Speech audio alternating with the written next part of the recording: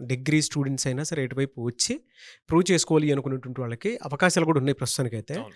But ఎలా, ఏ విధంగా ఆ ప్రాసెస్‌ని కంటిన్యూ చేయాలి? సో, కొంచెం రీసెర్చ్. ఏం రీసెర్చ్ చేయాలి అంటే, అసలు వాళ్ళకి ఇప్పటి వరకు ఐటీలో ఏమీ తెలీదు. అసలు ఐటీలో ఏ టైప్ ఆఫ్ రోల్స్ ఉంటాయి ఫ్రెషర్స్‌కి, ఏ టైప్ ఆఫ్ టెక్నాలజీస్ ఉన్నాయి, ఆ technology related for suppose programming languages తీసుకుందాం. Java, Python. జావా ఏం చేస్తది? పైథాన్ ఏం చేస్తది? లేకపోతే యూఐ, యూఎక్స్ లేదా టెస్టింగ్.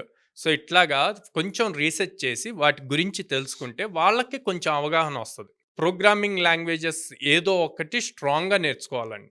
ఓకే. ఎందుకు అంటే సాఫ్ట్‌వేర్ ఇండస్ట్రీ అంటేనే ప్రోగ్రామింగ్ రాయటం. ప్రోగ్రామింగ్ రాయకుండా టూల్స్ ఉంటాయి. కానీ అది ఒక లెవెల్‌కెళ్ళాక ఖచ్చితంగా మళ్ళీ ప్రోగ్రామింగ్ రాయాల్సిందే.